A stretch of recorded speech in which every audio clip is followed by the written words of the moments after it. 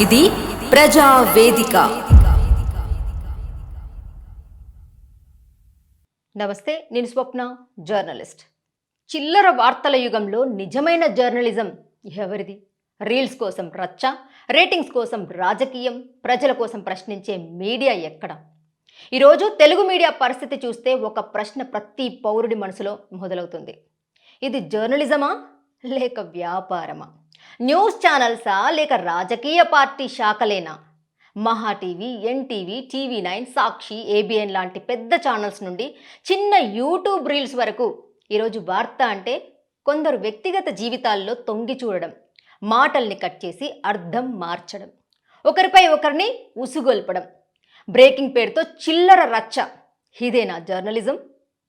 వ్యక్తిగత దూషణలే వార్తలైతే ప్రజా సమస్యలు ఎవరు మాట్లాడాలి? ఈరోజు రైతు సమస్య సైడ్ న్యూస్, నిరుద్యోగం స్క్రోలింగ్లో చిన్న లైన్, పేదల భాష ఫుటేజ్ లేనందున నో న్యూస్. కానీ ఎవరి భార్య ఏం చెప్పింది, ఎవరి కొడుకు ఏమన్నాడు, ఎవరు ఎవరి మీద సెటైర్ వేశారు, ఎవరు ఎవరికి గుడి కడతా అన్నాడు, ఎవరు ఎవరితో అక్రమ సంబంధం పెట్టుకున్నారు, ఏ మహిళ ఎంతమందితో చేసింది, ఇవే ప్రైమ్ టైం డిబేట్లు. ఇది ప్రజాస్వామ్యానికి ప్రమాదం కాదా? రాజకీయాలకు వత్తాసు పలికితేనే జర్నలిస్టా? కొన్ని ఛానల్స్లో ఒక పార్టీకి డప్పు, మరో పార్టీపై దాడి, మధ్యలో నిజం కనిపించదు. నాకు రాజకీయాలకు వత్తాసు పలకాల్సిన అవసరము లేదు, ఎవరికి డప్పు కొట్టాల్సిన అవసరం అంతకంటే లేదు. నాకు కావాల్సింది ఒక్కటే, నిజం. ఇదే జర్నలిజం యొక్క అసలు ఆత్మ. ఈరోజు రీల్స్ పేరుతో జరుగుతున్నది ఏంటి?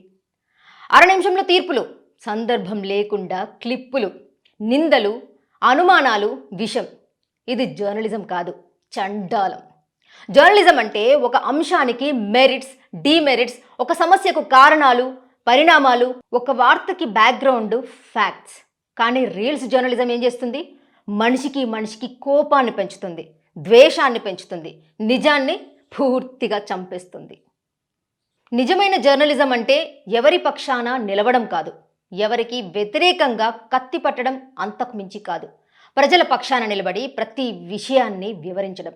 అందుకే ప్రతి వార్తకు వివరణ ఉండాలి, ప్రతి అంశానికి మెరిట్స్, డిమెరిట్స్ ఉండాలి, ప్రతి నిర్ణయానికి ప్రజలపై ప్రభావం చెప్పాలి. యూట్యూబ్ జర్నలిజం ఒక అవకాశం. పెద్ద ఛానల్స్ చెప్పని నిజాలు చెప్పడానికి, ప్రజల గొంతుకగా నిలబడడానికి. కానీ అదే యూట్యూబ్ అవగాహన లేకపోతే అపాయం, నైతికత లేకపోతే నష్టం. అందుకే యూట్యూబ్ జర్నలిస్టులకు రెండింతల బాధ్యత ఉంటుంది. ఈరోజు నేను డిపిఆర్ఓని ఒక ప్రశ్న అడగాలనుకుంటున్నాను. మీరు ప్రింట్ని మాత్రమే జర్నలిజం అనుకుంటే తప్పు, టీవీని మాత్రమే మీడియా అనుకుంటే అది కూడా తప్పే. ఈరోజు ఎంతోమంది యూనివర్సిటీల్లో జర్నలిజం చేసి స్వతహాగా యూట్యూబ్ పెట్టుకున్నటువంటి క్వాలిఫైడ్ జర్నలిస్టులు చాలామంది ఉన్నారు. కొంతమంది వార్త చెయ్యకపోయినా, వార్త రాయకపోయినా డబ్బులిచ్చి అక్రిడేషన్ కొనుక్కునే జర్నలిస్టులు ఉండొచ్చేమో, కానీ యూట్యూబ్ నడుపుకునే వారిలో ఎందరో జర్నలిజం చేసిన జర్నలిస్టులు ఉన్నారు. అసలు జర్నలిజం చేసిన వారికి కాకుండా రీల్స్ చేసుకునే వాళ్ళకే మీరు పాసులు ఇస్తారనుకుంటా.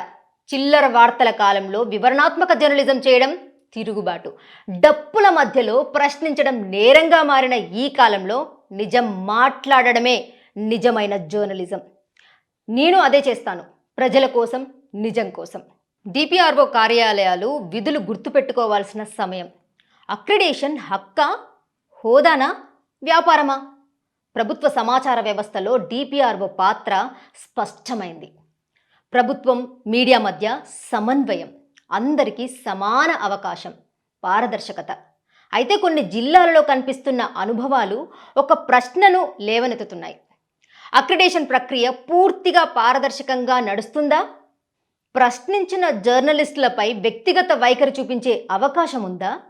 అక్రిడేషన్ అనేది జర్నలిస్టుల పని సౌలభ్యం కోసం, ప్రభుత్వ కార్యక్రమాల కవరేజ్ సజావుగా జరిగేందుకు. అది ఎవరికి ఇష్టం, ఎవరికి అనిష్టం అనే ప్రమాణాలతో నడవకూడదు. అలాగే మహిళా జర్నలిస్టుల పట్ల గౌరవం తప్పనిసరి. తెలంగాణ ప్రభుత్వం 33% మహిళలకు రిజర్వేషన్ కల్పించింది. అటువంటిది ఒక మహిళతో ఎలా మాట్లాడాలో తెలియకపోతే ఎలా? ఒక మహిళైనా, ఒక పురుషుడైనా, చిన్నైనా, పెద్దైనా, ఎవ్వరైనా గౌరవం అనేది ఇచ్చి పుచ్చుకోవాలి. ఒక కలెక్టరే గౌరవంగా మాట్లాడుతుంటే ఇంకా డిపిఆర్ఓ స్థానంలో ఉన్న మీరు ఇంకెంత బాధ్యతగా ఉండాలి?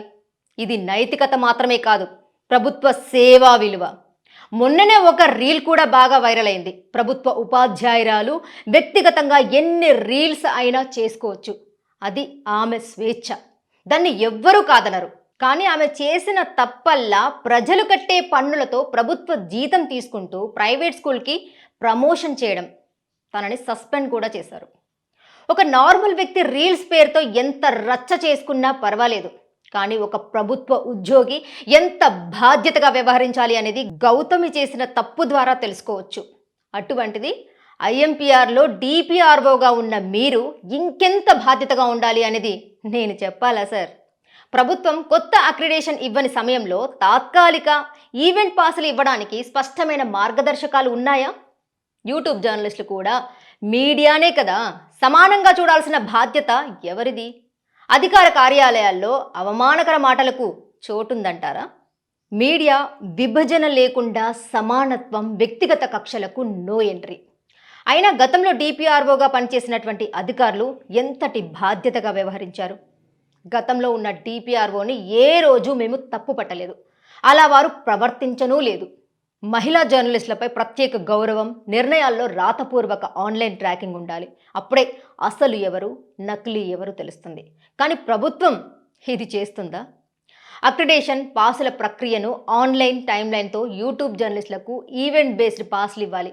కానీ ఏం జరుగుతుంది అనేది ఆడియోలోనే విన్నారు. డిపిఆర్ఓ పదవి అధికారం కాదు, బాధ్యత. అది తెలుసుకుంటే ఇలాంటి వార్తలు చేయాల్సిన అవసరం మాకుండదు. నేను చెప్పిన ప్రతి మాట అక్షర సత్యమని మీరు భావిస్తే కామెంట్ రూపంలో తెలియజేయండి. ఇలాంటి మరిన్ని వాస్తవాల కోసం చూస్తూ ఉండండి జీ న్యూస్ గంగా ప్రవాహం. న్యాయం వైపు నిలబడే గలం గంగా ప్రవాహం. For latest updates subscribe to Zee News. ఇది ప్రజా వేదిక.